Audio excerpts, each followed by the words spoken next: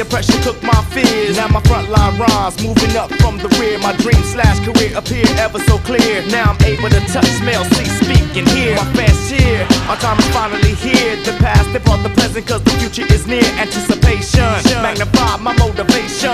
Direct my energy to touch nations. Been entertaining, since niggas was really banging. Dancing at the old folks' parties, pancaking. I've been waiting for my time to shine. From Catholic school to John Mid Junior High. From Manuel's High to rocking at the Good Lodge. We paid the price to keep it riding rich on the mic, yo. Cause if you only knew what we've been through, the struggle and the pain to maintain and continue expectations on our... Welcome back from vacation. Hi, and welcome to today's show. You've probably heard of identical twins, but what you don't know is that there's a thing called fraternal twins. I'm Ariane Chawinski, Jaren's twin brother. On a recent episode of Sham, News of the Hill kind of poked fun at the situation of the war on terrorism, but nothing offensive was meant by this. We just felt that it would be a good way to deal with this with humor. So, for all of you who have friends and family overseas, please don't take offense by that. Every morning, we have the same routine.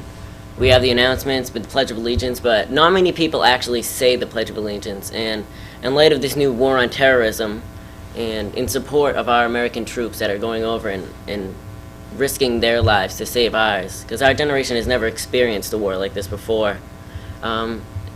Cusick's English class thinks it's a good idea that we should all together as a school say the Pledge of Allegiance. Here's his English class demonstrating. I pledge allegiance to the flag of the United States of America and to the republic for which it stands, one nation, under God, indivisible, with liberty and justice for all. Amen. Welcome back, everyone. Today's disc is Degradation Trip by Jerry Cantrell and was sent in by Zach Cyrus.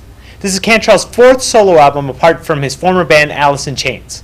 Also, the album was released after the death of that band's frontman Lane Staley after a long battle with drug addiction.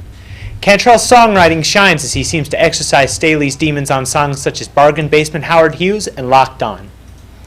In fact, the entire album seems to deal with current problems, from child abuse in Anger Rising, to Chemical Tribe, an indictment of those pushing for war, to Solitude, which is a ballad about depression.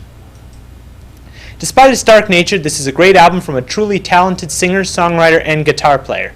Hopefully not all of his problems have been dealt with, and he can give us an encore soon.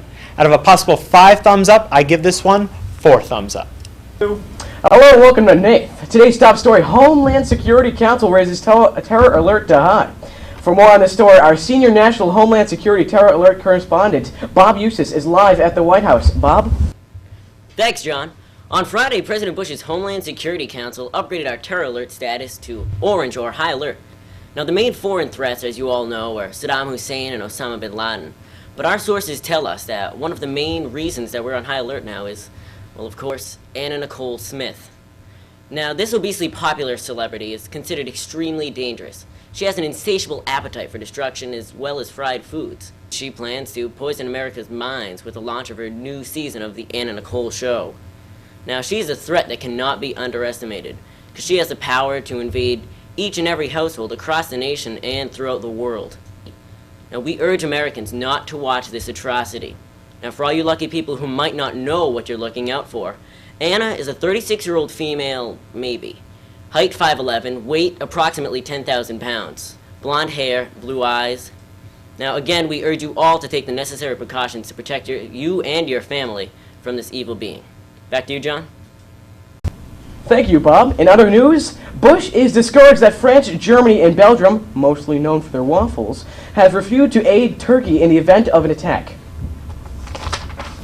Excuse me, John, did you say Turkey? Why, yes, Bob. So the U.S. has to defend this Turkey all by itself? Well, the rest of NATO will still back the U.S. up in the event of an attack. Oh, well, that's good, because if Anna decides to attack this Turkey, and she's been known to on several occasions, the U.S. is going to need all the support it can get, or else resistance is futile. She'll gobble that thing right up. No, Bob, not an actual Turkey. The country of Turkey? Yeah. French President Jacques Chirac says, let me say that nothing today justifies a war. Hey, John, you know what they call a quarter pounder with cheese in Paris? They don't call it a quarter pounder with cheese? No, they don't get the metric system there. They don't know what the heck a quarter pounder with cheese is. What do they call it? A Royale with cheese. Royale with cheese. What do they call a Big Mac? Yeah, well, Big Mac is still a Big Mac, but they call it Le Big Mac. What do they call a Whopper? I don't know. I didn't go to Burger King.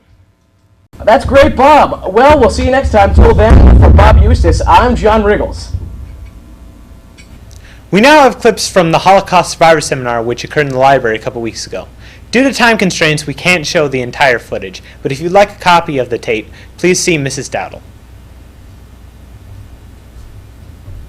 Jewish star. This is an original one from my wife's dress. It had to be sewn on, so you cannot conveniently unpin it when you wanted to do something that you shouldn't have done. You could not leave town. Okay, let's stay with this for a moment. You know, it's written on it Jew in German, and if you went by somewhere by a synagogue, you might have noticed the Hebrew writing.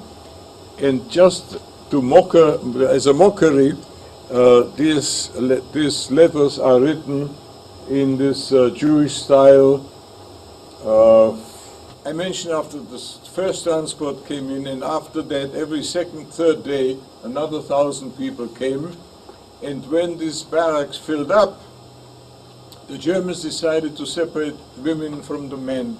With the women went all children, all female children, or female children of all ages, and boys under age 14.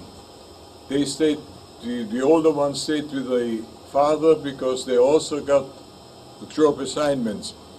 And soon after, the Germans decided to put the women to work too for war industries. There were several jobs they were doing, and so homes for the boys and girls were created. And now that Council of Elders, with that little bit of latitude they had, they put former teachers as counselors to stay and live with the boys and the girls in these homes. There were 15,000 children under age 15 went to Terezin and then went further, and in 1945 only 150 were stayed alive. If we had time, I would let you figure out the percentage, but I tell you quickly, it was 1% of the kids who survived.